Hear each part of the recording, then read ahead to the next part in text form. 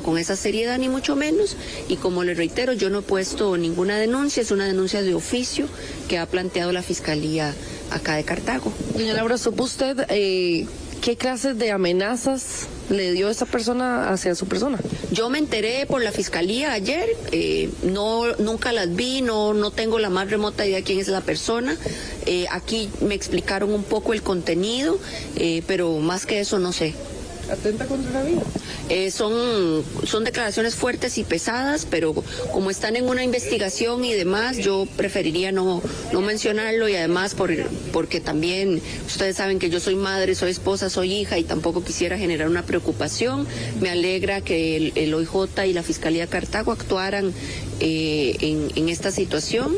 Y bueno, eso es lo que tengo que decir. Lo último, bueno, usted ayer volvió nuevamente a ser funcionaria del gobierno, va a ser presidenta después del 8 de mayo. Estas amenazas van a ser seguramente constantes en relación a su cargo. Tal vez cómo manejar esto en el futuro. Pues yo espero que no sean constantes, y yo espero que nadie normalice la violencia contra ningún costarricense. Desde el presidente hasta el más humilde costarricense, todos merecemos respeto, todos merecemos vivir en libertad, en paz, con seguridad. Así que nunca voy a estar de acuerdo en normalizar la violencia, y si la Fiscalía y el OIJ actúan de oficio, pues enhorabuena.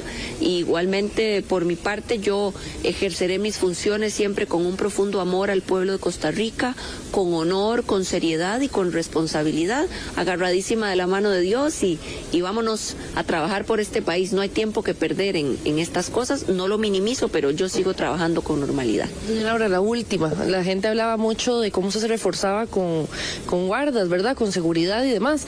¿Va a reforzarlo más ahora con ese tipo de amenazas o con ese tipo de denuncia? Mire, la seguridad durante la campaña que yo tuve fue mínima.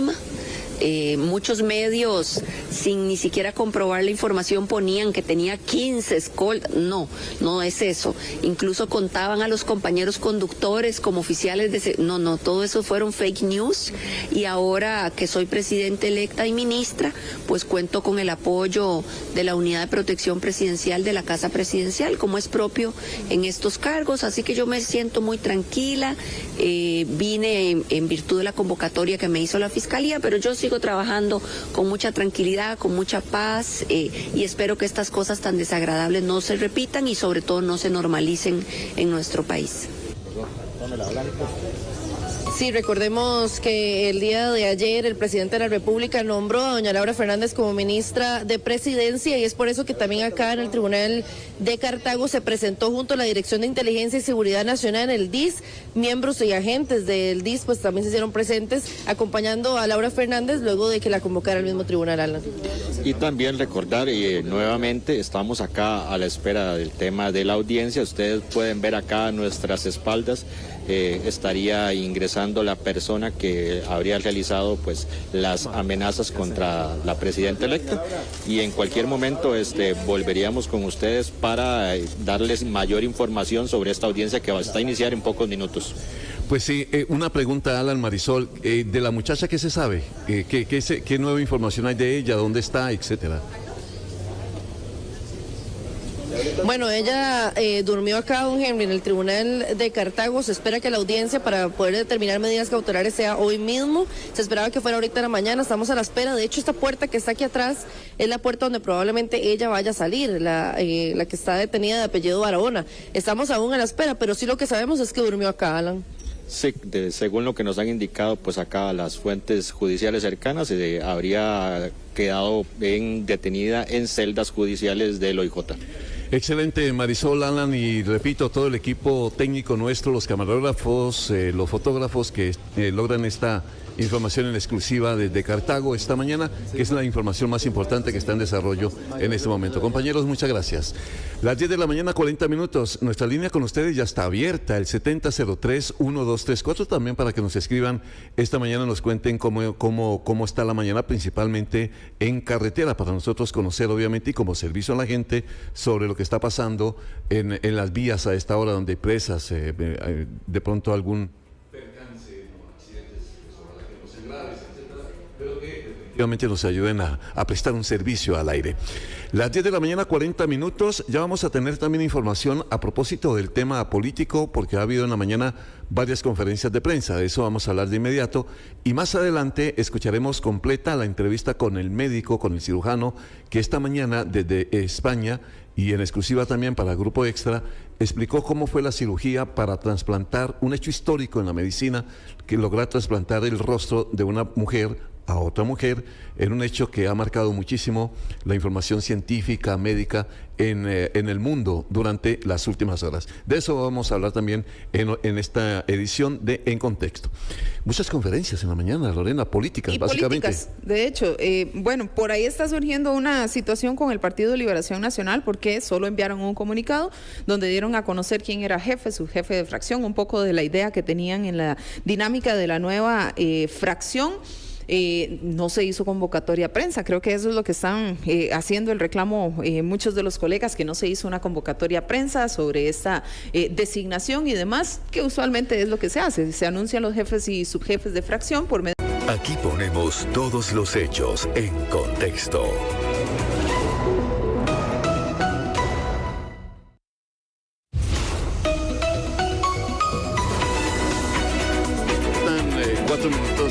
Cuatro minutos para las 11 de la mañana. Más adelante en la información internacional también vamos a hablar, Lorena, de Bukele. A mucha gente que no le gusta Bukele, a otros que sí, pero es que el señor es noticia. Entonces nosotros tenemos que traer la noticia. Pues esto para quien nos va a criticar pro Bukele y no sé qué. Pero es que es noticia. Ha anunciado ya desde este fin de semana la entrega de más escuelas. Trump acaba de hablar de él. ¿Sabe qué frase dijo Trump? ¿Qué dijo? Bukele es mi persona favorita. Con todo y dedicatoria de la canción que dice eso, ¿no? No sé. Bukele es mi persona favorita, lo dijo el presidente Trump. Esta mañana estuvieron desayunando, hubo un desayuno en la Casa Blanca y habló de eso, precisamente de Bukele. Bueno, ya lo vamos a hacer, porque tenemos invitados en nuestra cabina, 10 de la mañana, 56 minutos. Ya están con nosotros Tatiana Vargas, Sharon Hernández y Daniel Quesada, los colegas del Ministerio Público. Hemos hablado en algún momento con ellos detrás de cámaras, pero bueno, ahora los traemos porque hay una propuesta que ya se está compartiendo acá en Grupo Extra y bueno, ya ahorita les vamos a compartir también parte de la imagen promocional, radiografía del crimen, historias que marcaron tendencia, sin duda alguna, y que ahora, bueno, se traen a la televisión y a la radio. Es un podcast. Podcast, video y podcast. Ya se está emitiendo. ¿Cuántos llevamos ya, Tatiana? Llevamos, creo que hoy sería el cuarto. Hoy sería el cuarto, exactamente. Bueno, ¿cómo van? Bienvenidos, de hecho, primero. Gracias. Muchas gracias. Gracias por invitarnos aquí a este set. ¿Cómo va eso? ¿Cómo se han sentido? Bueno, muy bien, muy contentos. Cuando empezamos a hacer radiografía del crimen en el 2023, ya tenemos dos temporadas, pues claramente utilizamos nuestras plataformas, las redes sociales, el canal de YouTube y demás, y la verdad es que nunca imaginamos el éxito que iba a tener, porque les mostramos a la gente cómo es verdaderamente el proceso penal. Es decir, lo más llamativo de un proceso penal es el allanamiento, la detención, luego el proceso entra en calma durante un tiempo y cuando llega un eventual juicio es cuando conocemos un poquito más, pero la prensa también va a cubrir la primera parte, a veces el intermedio y el final.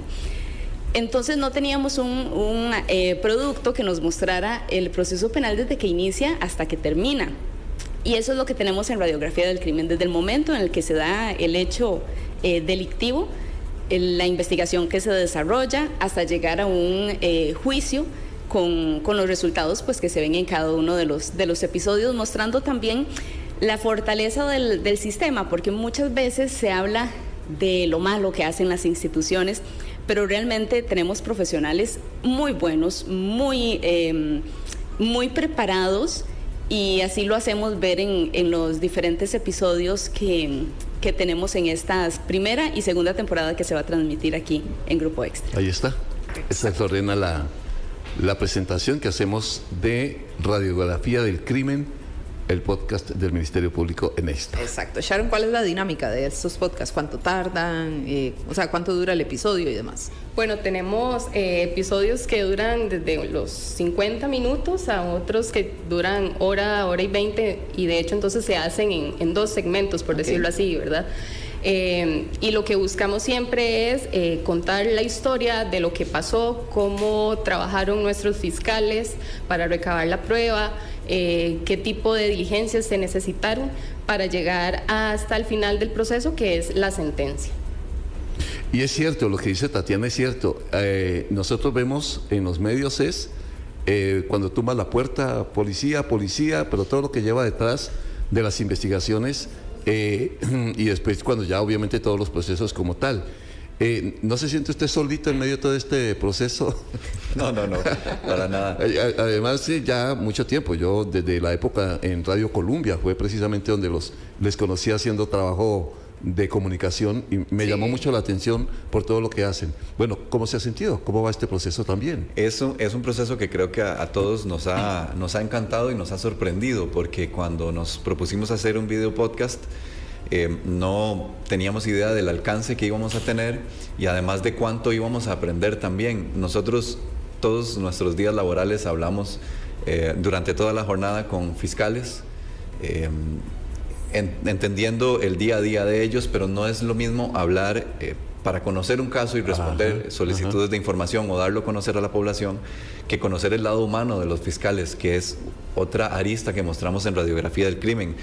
Saber cómo le impacta a un fiscal, por ejemplo, tener que llegar a una escena donde dieron muerte a un niño de 4 años, su madrastra, su madre y su padrastro. Cómo impacta eso a una persona que todos, no importa cuál sea nuestra profesión, no dejamos de ser seres humanos. También cómo ellos toman pues ese interés de llevar hasta las últimas consecuencias un caso desde lo profesional, pero también desde lo humano, porque es imposible amputarnos esa parte, ¿verdad? Y también sobreponerse y tener que ser profesionales y ser siempre científicos, aplicar la técnica, la ciencia para investigar y no dejarse llevar también por esas emociones que tienen. Saber cómo ellos afrontan eso y cómo lo sobrellevan fue algo que de verdad nos marcó. Y otra cosa que nos marcó y que nos sentimos sumamente orgullosos respecto al alcance que les mencionaba es saber a cuántas personas hemos llegado. A la fecha hemos llegado a 81 países del mundo, algo que nunca pensamos, y países que uno no tiene. ¿Y qué tipo de audiencia, Daniel? Bueno, todos, Sharon y Tatiana, ¿qué tipo de audiencia es la que está llegando? Entonces, gente particular, no tiene que ver con investigadores. No, es gente particular. Nos escuchan más mujeres. Sí, nos escuchan más mujeres por mucho.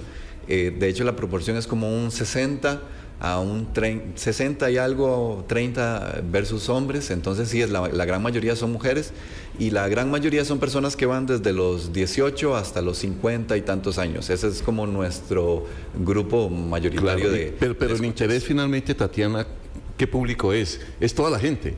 No tiene que ver con ustedes, los que trabajan en esa área, sino que la gente, es decir, la señora que está en la casa, sepa cómo se llevó una investigación y cómo se llegó a capturar a alguien, por ejemplo. Claro, inicialmente cuando empezamos con la producción de este proyecto nos planteamos empíricamente un público meta de personas arriba de 20 años y quizá a lo mejor de menos de 60 años, ¿verdad? Lo cierto es que fue una sorpresa para nosotros, como decía Daniel, porque incluso muchas personas nos han contado que el hijo pequeño, ¿verdad?, le encanta porque tal vez son niños que ya traen esa habilidad por el derecho, por la criminología y demás, y se interesan por este tipo de casos. Entonces también tenemos personas tan pequeñas que observan este podcast. Y hay un público que no nos imaginábamos del todo y que lo descubrimos en el trayecto, que es el público judicial, porque entonces empezamos a escuchar personas que iban comentándole a las personas también entrevistadas y a nosotros, ¿verdad?, que escuchando el podcast se enteraron de cuál prueba podrían pedir en un caso similar, que quizá nunca se les hubiera ocurrido sacar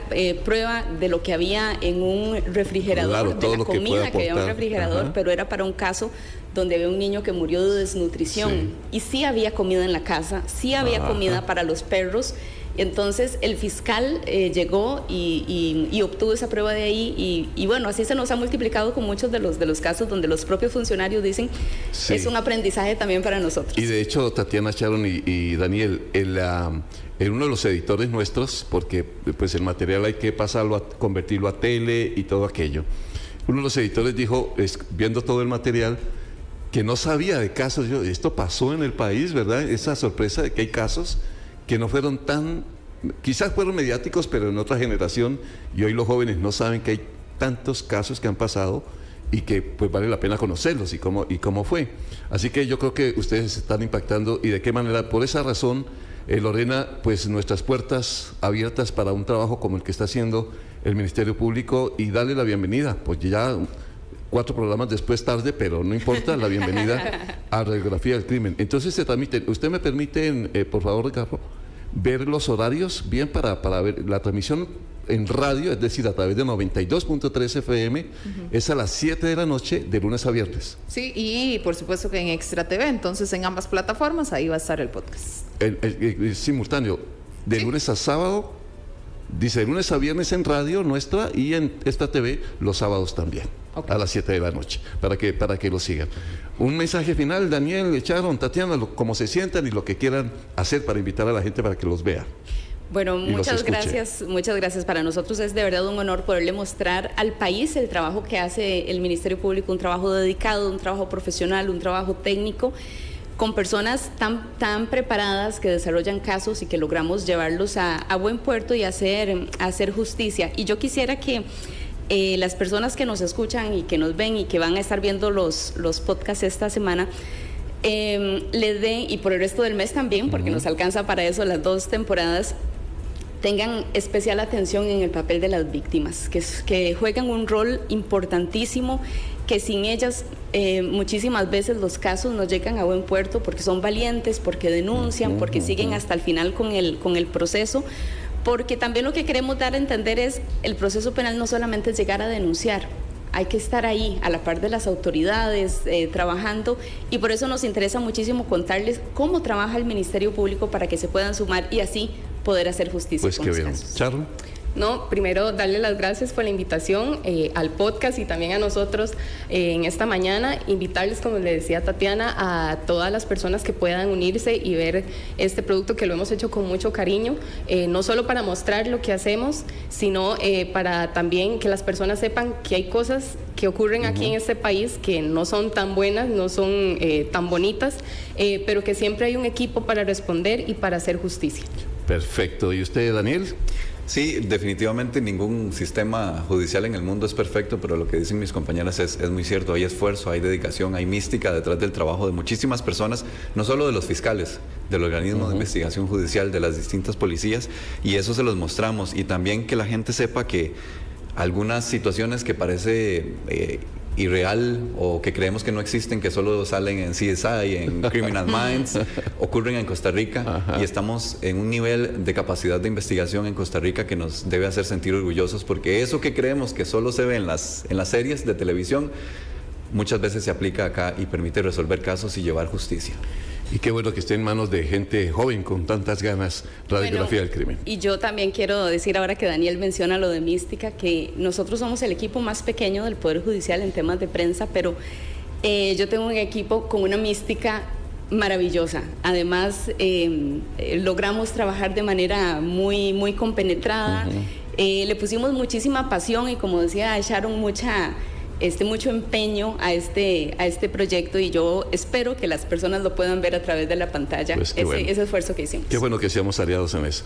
Que a propósito, gracias por venir, compañeros Tatiana, Sharon, Daniel del Ministerio Público, de la Fiscalía, hoy con nosotros, y que se llama Radiografía del Crimen, que es un producto que estamos presentando a ustedes a través de nuestro grupo Extra, que hablando de eso, de allanamientos y cosas, ya vamos a tener detalles de la noticia más importante también a nivel judicial en este momento, los allanamientos. Con nuestro compañero Joel Rodríguez, allanamientos en Roma relacionados con tema de estética. Perfecto, unos mensajes y ya regresamos. Todos los protagonistas. Estados independientes. Esto es un cambio relativo. Todos los hechos. Vamos a esperar porque todavía está en desarrollo. Todos los días. En Contexto. Para comprender la actualidad. Del lunes a viernes, desde las 10:30 de la mañana. En Contexto. Otro producto del Grupo Extra. Solo contigo, todos los partidos. ¡Todos en vivo! Sí, escuchaste bien. Solo contigo, toda la Copa Mundial de la FIFA. Todos los partidos, todos en vivo. Contrata ya al 1722. Tigo Sport 2, canal autorizado. Cuando vos estás bien, todo a tu alrededor mejora. Tu familia, tus amigos, tus planes, tu tranquilidad. Eso es tener una vida bien invertida. Comenzá a invertir en transcomer.com.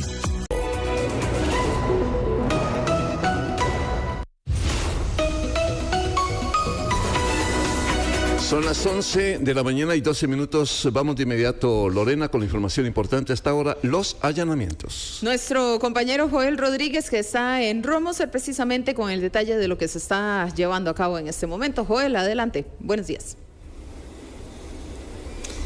Buenos días, Lord Henry, saludarlos a ustedes allá en el estudio principal de Grupo Extra, también saludar a todos aquellos que nos sintonizan a través de la multiplataforma. Así muy bien lo adelantaban ustedes, el organismo de investigación judicial desarrolló un allanamiento en esta clínica estética que se encuentra a mi espalda. ¿A qué se debe el motivo? ¿Cuál es la investigación en curso? Bueno, según destacan las autoridades, se investigan la muerte de 2 mujeres que se sometieron a un proceso estético y posteriormente fallecieron. Bien indican las autoridades, el día de hoy no se detuvo a ninguna persona, pero se realizan las diligencias de investigación para recolectar, primero que todo, evidencia de relevancia y de articular todo este proceso de investigación. Sabemos que el tema de las clínicas estéticas y los fallecimientos, sobre todo de mujeres, en los últimos meses ha tenido mucha repercusión a nivel judicial, ¿verdad? Entonces esto es parte de estas investigaciones que cursan las autoridades judiciales para investigar, pues valga la redundancia, todos estos factores, ¿verdad? Entonces sí, las autoridades desarrollaron un allanamiento a mis espaldas, donde no se detuvieron personas, repito, pero sí se recolectó investigación, artículos de investigación para lo correspondiente. A raíz de la investigación fallecen 2 mujeres, ¿verdad? Es por esto que se desarrolla este operativo el día de hoy.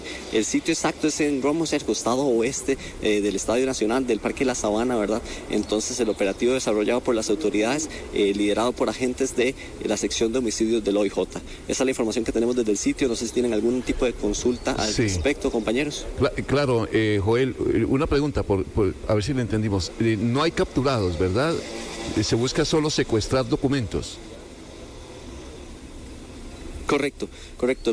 Lo que informa es que no se pretendía detener personas el día de hoy, simplemente recolectar artículos y demás diligencias de investigación que sean funcionales para desarrollar la investigación a raíz de la muerte de estas 2 personas. Eso es el operativo que se desarrolla en esta clínica estética a mis espaldas, y es más, se busca desarrollar más investigación, profundizar con documentos y demás, todo lo que sea de relevancia para las diligencias que se llevan a cabo a raíz de, repito, la muerte de 2 mujeres en esta clínica estética. Claro, ahora, Joel, el sitio exacto de donde está esa clínica, esa estética, es por los lados del Estadio Nacional, pero es en Sabana Norte.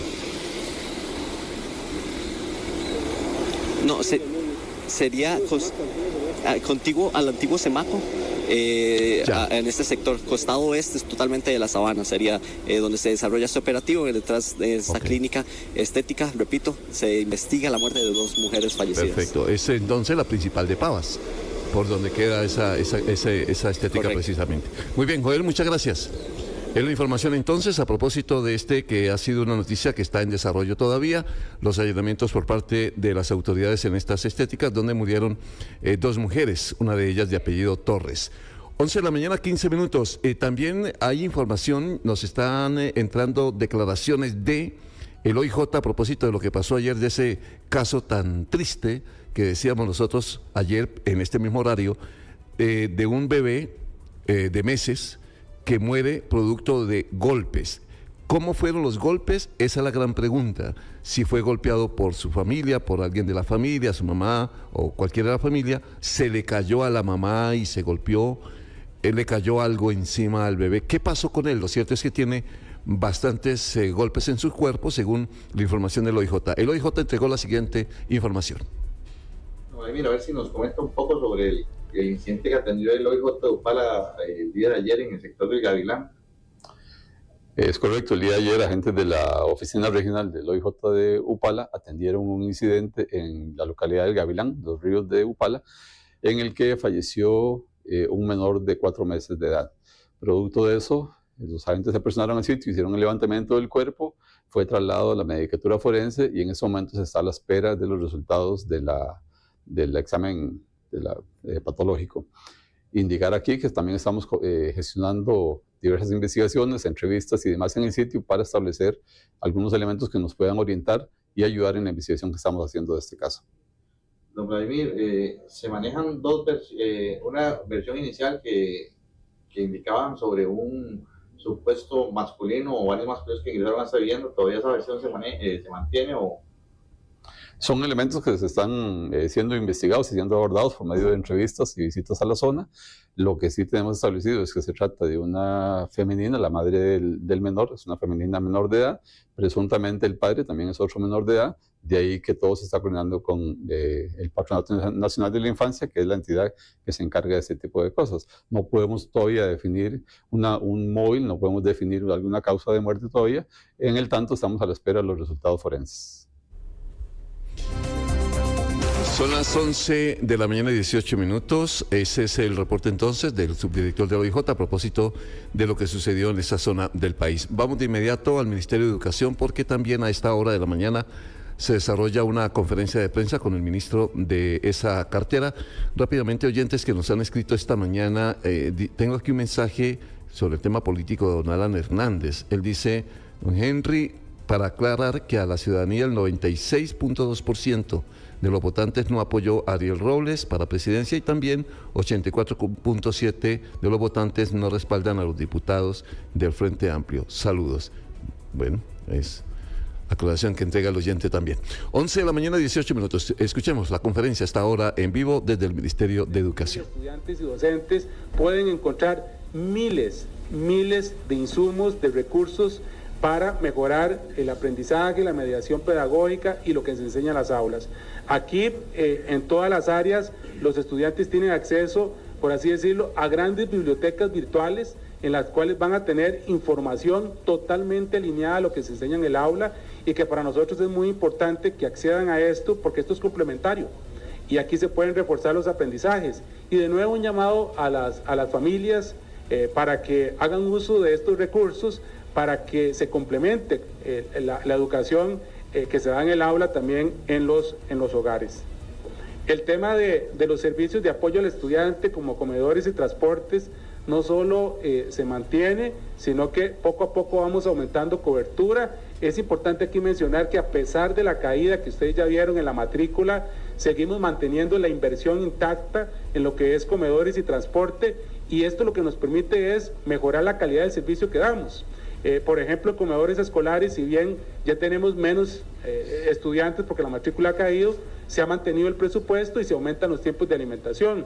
El tema de transporte estudiantil nos ha permitido crecer en miles la cantidad de estudiantes que se ven beneficiados, recordando que son estudiantes de condición de pobreza y pobreza extrema y que son estudiantes vulnerables. Y estos programas siempre incorporan a aquellos estudiantes en condición de discapacidad. Solo en transporte estudiantil superan los 3.700 y eso lo vamos a seguir reforzando en este año.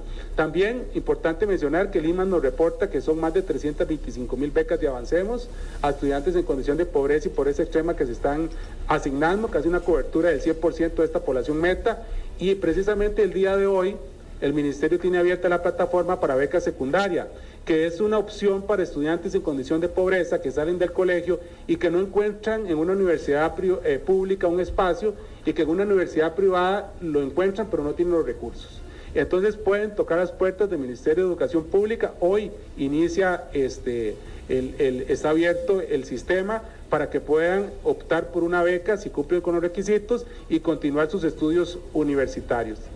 Hay que recordar que nosotros graduamos cerca de 70.000 estudiantes al año, de los cuales 20.000 más o menos entran a universidades públicas y 50.000 tienen que buscar un espacio en universidades privadas. Bueno, no todos tienen los recursos para poder optar por ese financiamiento. Aquí tenemos una opción a través de estas becas y como lo hemos mencionado en otros espacios, también se ha trabajado con CONAPE de la mano para que habilite opciones cada vez más flexibles para que estudiantes en condición de pobreza puedan acceder a una universidad. Y el tema de la conectividad, que es un tema que hemos mencionado mucho y es un tema que cambia tan rápido como cambia la tecnología.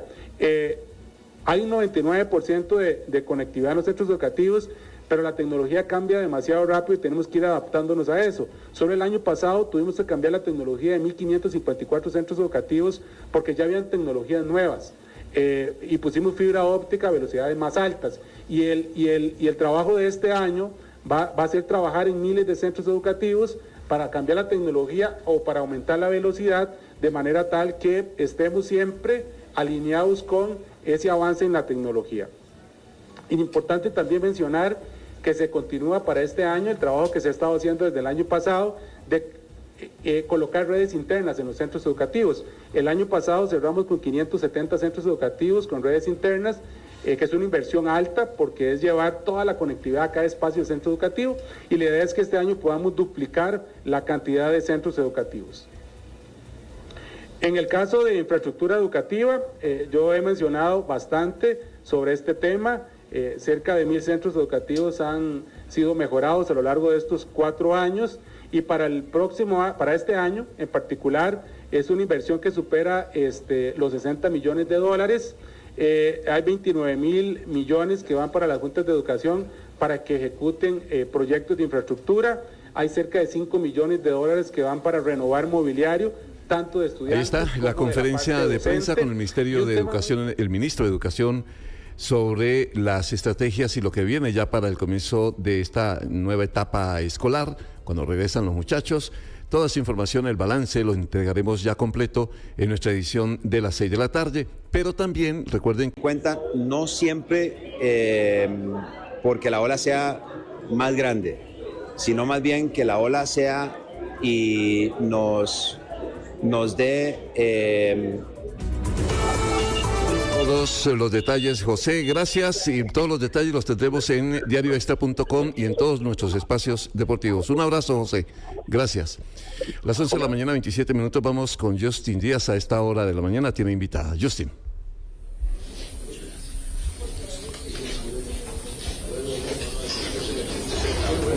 Muchas gracias, compañeros. Nos encontramos así desde Santana, donde la ex candidata presidencial y ahora diputada de la República, Claudia Dobres, presentó un poco de cuál será esa agenda que tendrá a partir del 1 de mayo cuando asuma la curul que tendrá la coalición Agenda Ciudadana. Precisamente nos encontramos acá con doña Claudia. Doña Claudia, tal vez consultarle un poco cuáles serán, sabemos que las reformas del Estado tal vez desde una curul son un poco más tardadas y son los proyectos que más tardan en poder llegar a esta corriente de discusión legislativa. ¿Cuáles serán esos principales proyectos que buscarás impulsar desde el día 1 de una curul? No, muchísimas gracias. Bueno, nosotros justamente cuando planteamos nuestro plan de gobierno, también planteamos una lista de agenda legislativa que nos comprometimos con los y las costarricenses de llevar a cabo. Y es justamente por eso que el día de hoy lo que estamos anunciando van a ser nuestros siguientes pasos previo al 1 de mayo y que den pie a cuál va a ser nuestra visión posterior al próximo 1 de mayo. Lo primero que nosotros estamos haciendo el día de hoy es haciendo un llamado respetuoso a las otras fracciones de oposición para que logremos crear una agenda de trabajo conjunto. Yo fui muy insistente en campaña alrededor de que los espacios de debate no solamente eran importantes para tener contraste entre las diferentes candidaturas, sino que eran importantes para entender en dónde coincidíamos y que esas coincidencias se tenían que trasladar a una agenda de trabajo desde la Asamblea Legislativa. Eso que dijimos en campaña lo queremos honrar y ya hemos tocado base, un primer acercamiento con doña Abril Gordienco para que eventualmente cuando ella ya tenga mayor conformación de su equipo de trabajo y nosotros también podamos eventualmente sentarnos a revisar justamente esos puntos de encuentro.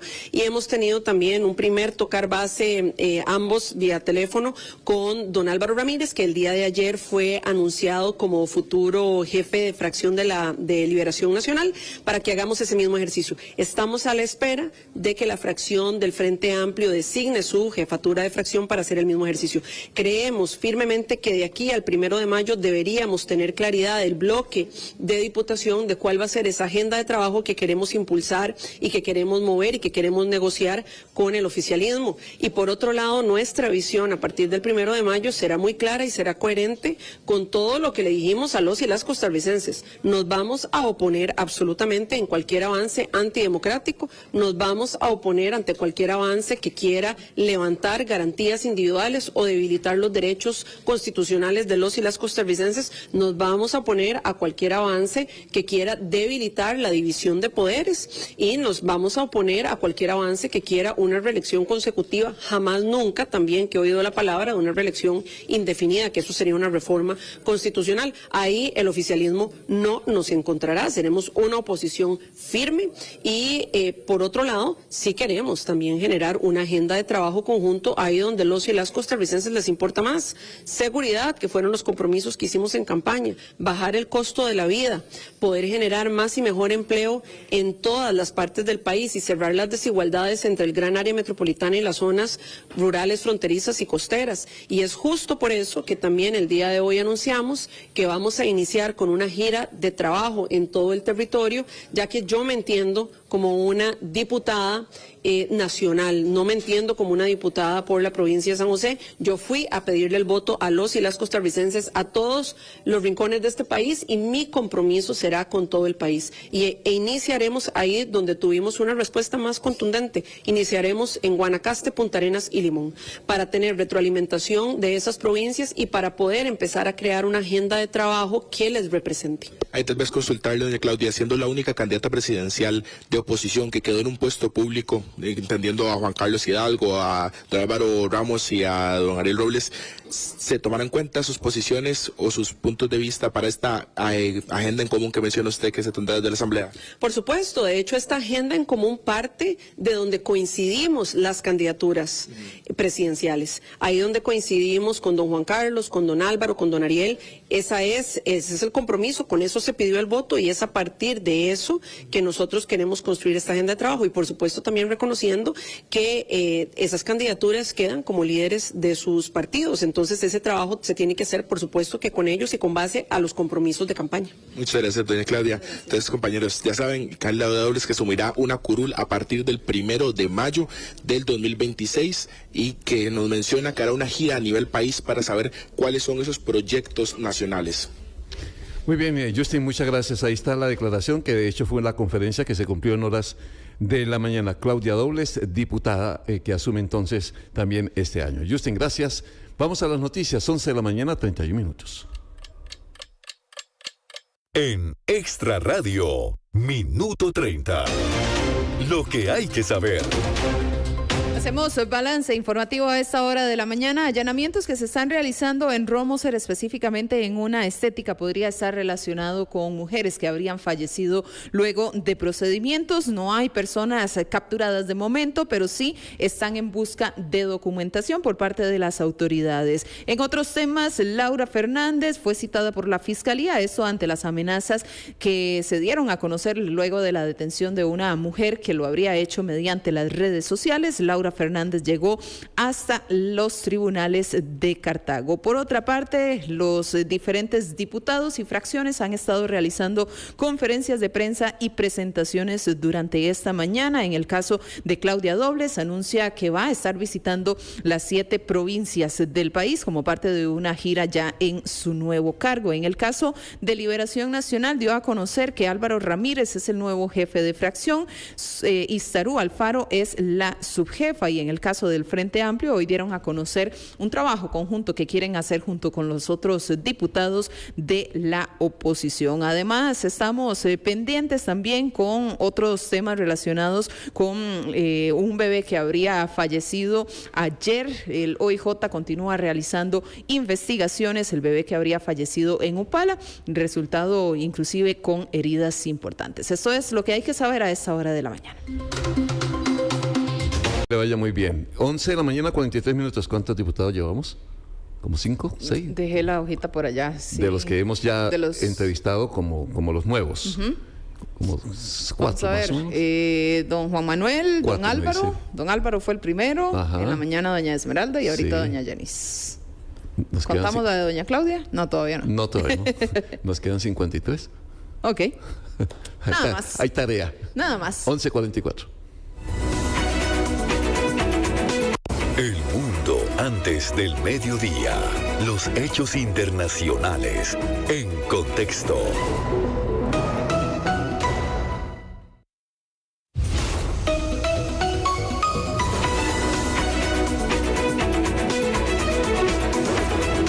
De la mañana, 44 minutos. Vamos a escuchar, Lorena, creo que uno de los testimonios impactantes que se logró en la edición de la mañana, desde Buena Mañana, con el médico de En Vivo desde España. Que estuvo conversando con nosotros, contándonos un poco de ese procedimiento entonces que tuvo que realizar o que le realizaron a una mujer que había tenido problemas luego de una bacteria y demás en su rostro, se le desfiguró y se le tuvo que hacer un trasplante de cara. El doctor Jean-Pierre Barret, que fue quien lideró ese proceso de esa cirugía impresionante que impactó mucho el mundo de la cirugía y de la medicina, por convertirse en un trasplante de rostro de alguien que donó su rostro, que es también parte como de la situación que llamó tanto la atención. El doctor Barret, hoy aquí en el Grupo Extra. Sí, gracias por también darme la oportunidad para explicarlo, porque creo que es la parte más importante de esta historia, con más emoción y más sentimiento. Pues sí, sabemos todos cómo funcionan las donaciones. Habitualmente son muertes encefálicas, es decir, que por una caída, un ictus o algún problema cerebral, pues muere el cerebro y la donación sucede en unas horas solo. A veces es donación en asistol, es decir, se para el corazón y hay 1 o 2 días en el que sí que se puede hacer la donación, pero este caso es muy particular, sin duda. Pues estamos hablando de personas que llegan a hacer estos gestos, en el que la enfermedad los llega a una situación en el que estar vivo pues es la peor pesadilla, y personas que deciden poner fecha y hora al final de nuestra existencia aquí en la Tierra, sin dejar que sea la enfermedad, ¿no? que la que sea la que tome la decisión del momento en el que uno se ha de despedir. Y este es el caso, la historia de una persona así, en el que se le concedió la posibilidad de recibir la eutanasia, la prestación de ayuda a morir.